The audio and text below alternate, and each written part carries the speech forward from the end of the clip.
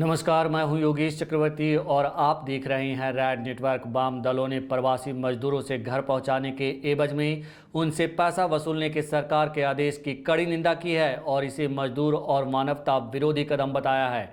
इसके खिलाफ वाम दलों ने 5 मई को लॉकडाउन के नियमों का पालन करते हुए 11 बजे से 3 बजे तक धरने का आह्वान किया है। वाम नेताओं ने अन्य लोकतांत्रिक प्रगतिशील शक्तियों से इस कार्यक्रम को समर्थन देने की अपील की है। सीपीआईएम राज्य सचिव अवधेश कुमार 5 मई के धरने के बारे में विस्तार से बताया, जरा सुनिए। उन्होंने तय किया है 5 मई को 11 बजे से लेकर के 3 बजे तक अपने दफ्तरों में, घरों में और जहां भी संभव होगा वामपंथी दलों के कार्यकर्ता नेता धरना पर बैठेंगे।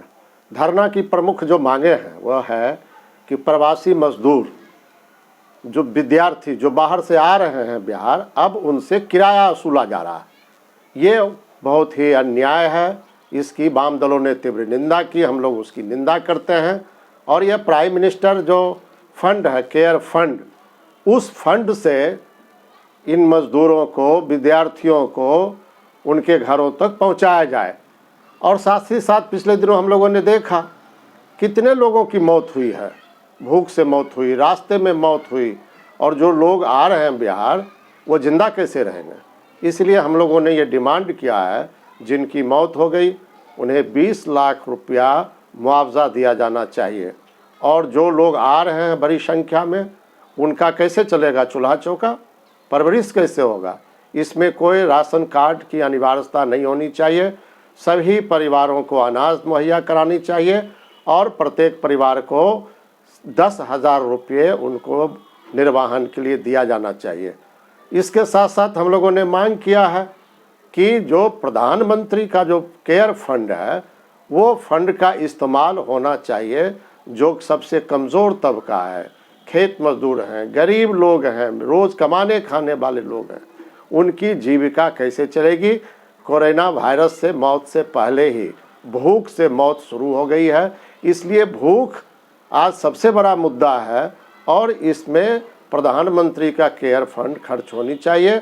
इस पे खर्च नहीं हो करके आज वो पैसा का कितने पैसे आए, उसका क्या इस्तेमाल हो रहा, उसका कोई लेखा जोखा नहीं, वो कोई भी हिसाब नहीं दे सकते, उसका ऑडिट नहीं हो सकता। हम लोगों ने पहले ही कहा था ये जो प्रधानमंत्री केयर फंड जो बनाया गया ये उचित नहीं है।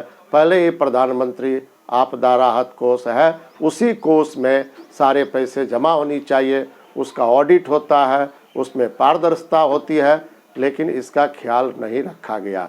और इतना ही नहीं, अब सारे पैसों को ये दिल्ली में फिर से जो है वो लोकसभा का भवन बनेगा, प्रधानमंत्री का नया दफ्तर बनेगा, उसमें 20,000 करोड़ रुपये खर्च की जाएगी। इसकी क्या ज़रूरत है।